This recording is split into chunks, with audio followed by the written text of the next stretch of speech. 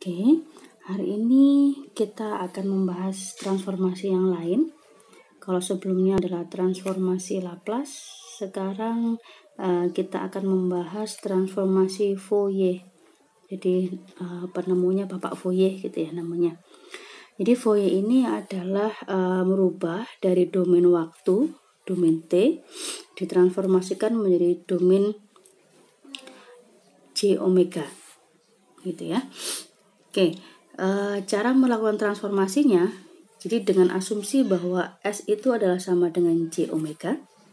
Anda masih ingat kalau transformasi Laplace kemarin kan berarti XS sama dengan integral dari minus tak hingga sampai tak hingga XT dikalikan E pangkat minus ST dt, kan seperti ini ya.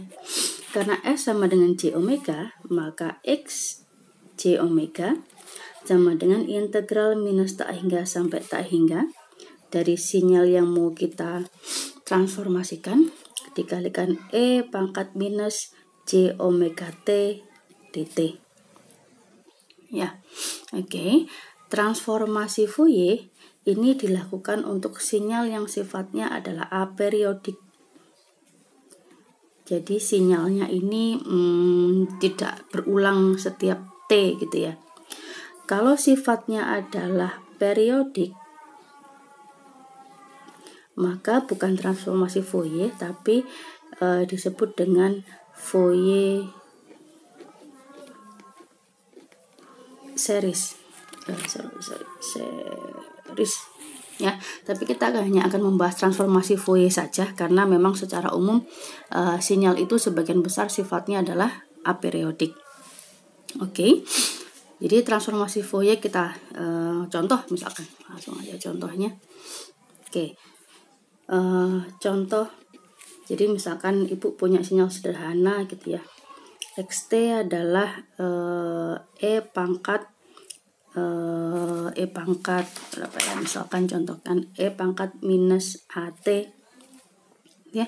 Kita transformasikan ke domain J omega menggunakan transformasi Fourier. Oke, misalkan ini sinyal kausal gitu ya. Oke, sehingga kemudian di sini kita akan punya integral minus tak hingga dari tak hingga E pangkat minus AT UT dikalikan E pangkat minus J omega T dt. Oke, Anda tahu karena sifatnya UT kausal, maka batas bawahnya diganti jadi 0. 0 sampai tak hingga E pangkat minus AT E pangkat minus J omega T dt. Oke. Integral 0 sampai tak hingga, ini ada T, ada minus, bisa kita kumpulkan. E pangkat minus A plus J omega T dt. Oke, dari transformasi Laplace kemarin Anda hafalkan cara mengintegralkan eksponensial. Berarti sama dengan 1 dibagi minus komponennya di sini minus A plus J omega.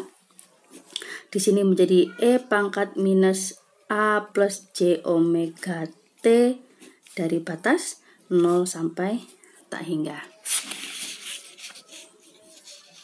Oke, kita lanjutkan. 1 dibagi minus A plus J omega. Ini pangkat tak hingga dikurangi 0 kan gitu ya.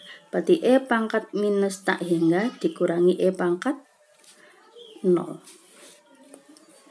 Oke, 1 dibagi minus A plus J omega. Ini ada kurungnya.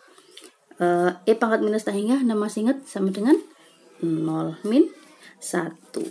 Berarti sama dengan minus 1 dibagi minus A plus J omega. Minus berarti 1 dibagi A plus J omega. Oke, jadi ini adalah hasil transformasi Fourier dari sinyal sederhana E pangkat minus AT UT ya.